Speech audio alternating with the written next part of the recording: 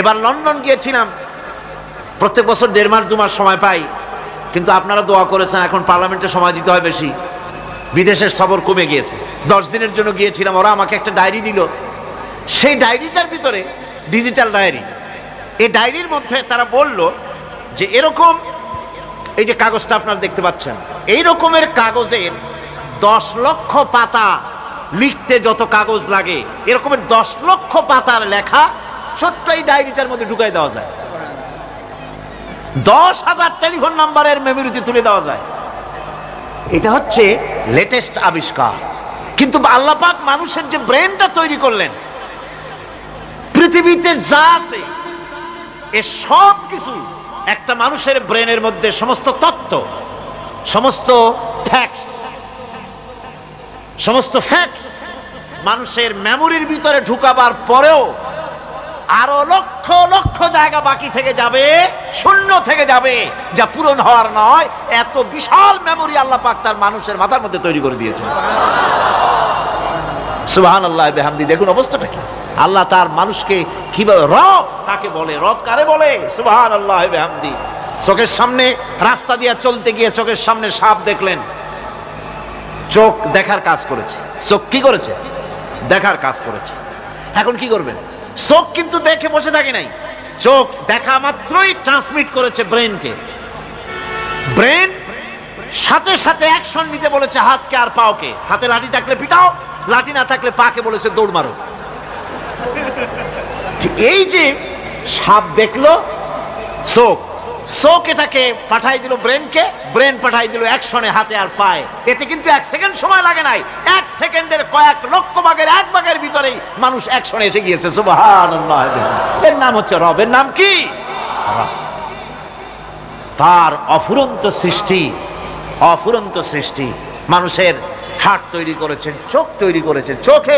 চোখে কিন্তু আমরা নেগেটিভ দেখি, চোখে আমরা কি দেখি, নেগেটিভ দেখি। এই নেগেটিভটা চোখ ক্যাচ করে ব্রেনের ভিতর থেকে পজিটিভ হয়ে কে বের করে দেয়। সুবহানাল্লাহ বিহামদি।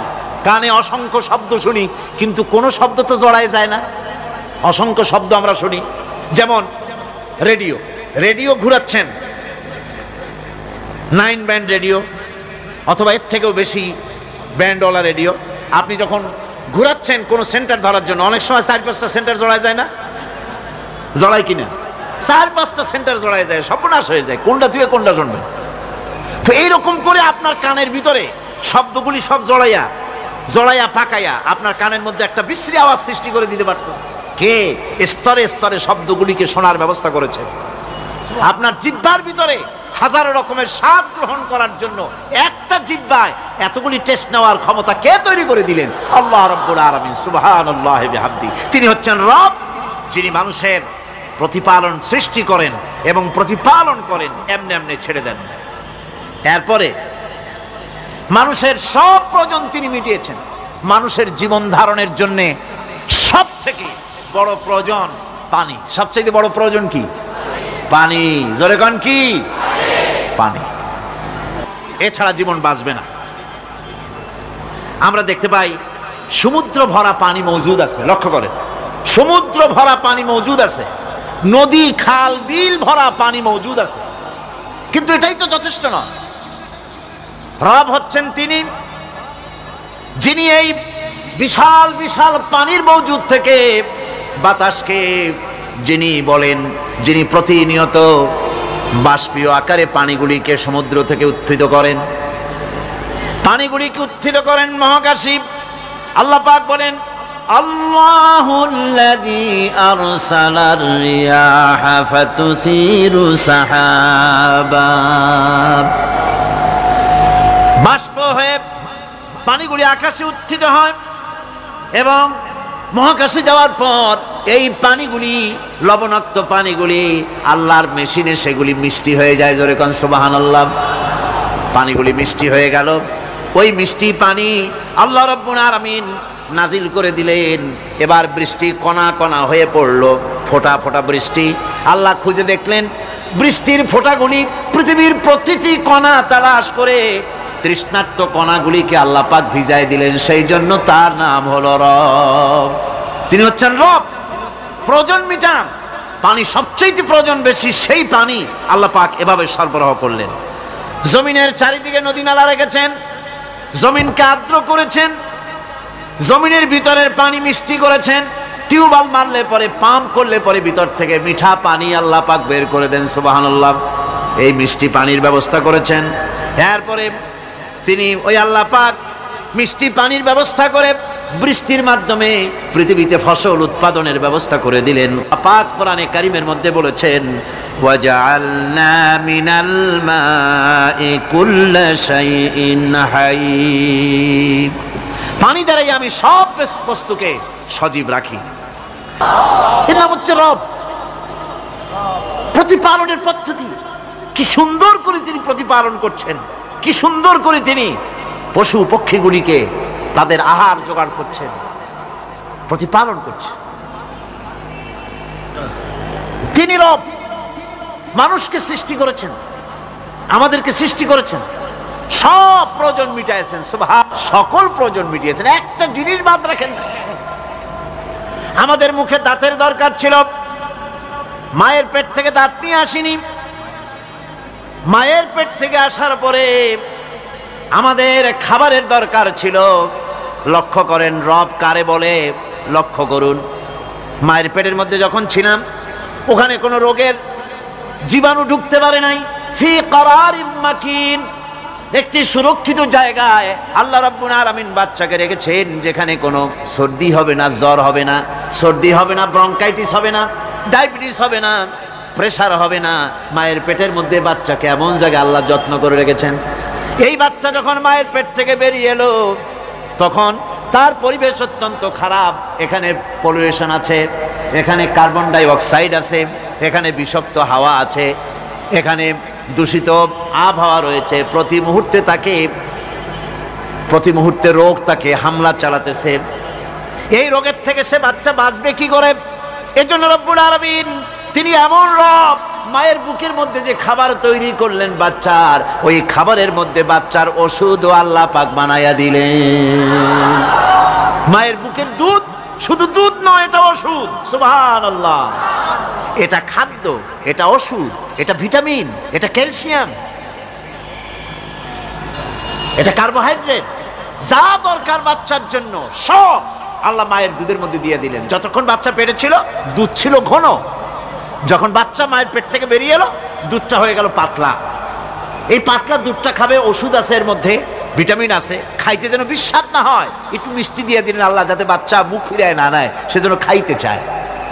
তারপরে যখন বাচ্চার হাড্ডি খেতে হবে, মাছ খেতে হবে, গোশত খেতে হবে, দুধের আর দরকার নাই।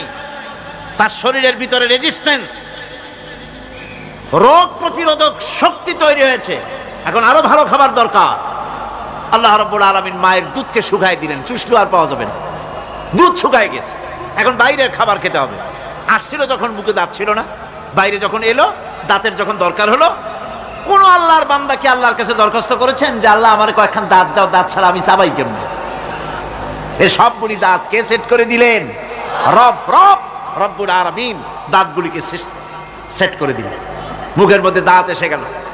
আল্লাহ রাব্বুল আলামিন শরীরটাকে সাজিয়ে গুছিয়ে, হিউম্যান বায়োলজি যাকে বলা হয়, এই শরীরকে যে সুন্দর করে আল্লাহ পাক তৈরি করলেন, বলে শেষ করা যাবে না কত সুন্দর করে আল্লাহ পাক বানিয়েছেন। আপনার মাথার ভিতরে সেল তৈরি করা হলো, ব্রেন তৈরি করা হলো। এই ব্রেনটা শুকনা জায়গায় রাখা হয় নাই। শুকনা জায়গার মধ্যে ব্রেনটা যদি থাকতো, নড়াচড়া করে আপনার ব্রেনের যে টেকনোলজি আল্লাহ পাক ইউজ করেছেন সেটা অসুবিধাগ্রস্ত হতো। এই জন্য ক্রিম যেভাবে পানির মধ্যে ভাসা থাকে, পানির মধ্যে ভাসমান ক্রিম মাখন যেভাবে রাখা হয়, সামান্য পানির মতো করে এর ভিতরে ব্রেনটাকে রাখা হয়েছে।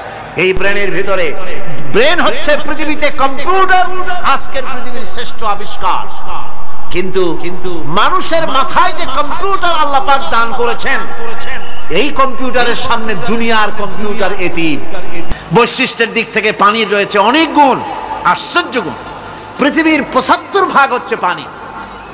আকাশ থেকে অর্থাৎ চাঁদ থেকে যখন চাঁদে ভ্রমণকারীরা যখন ছবি তুলেছে, তো সেই ছবিতে ব্লু রং এসেছে বেশি।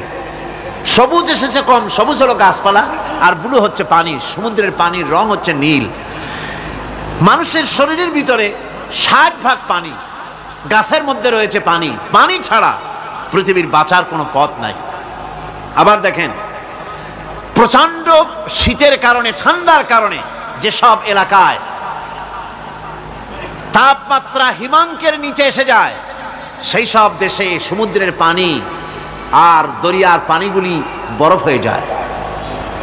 এই বরফ যখন হতে থাকে তখন পানি তার নিজের তাপকে নিচের দিকে ছুটতে থাকে, উপরের তাপ বরফ হয়ে যায় ঠান্ডা, আর নিচে তাপ বিচ্ছুরিত করে দিয়ে পানির ভিতরে যত জলজ প্রাণী আছে আর উদ্ভিদ আছে সবগুলিকে বাঁচায় রাখার ব্যবস্থা আল্লাহ রাব্বুল আলামিন এভাবে করে থাকে।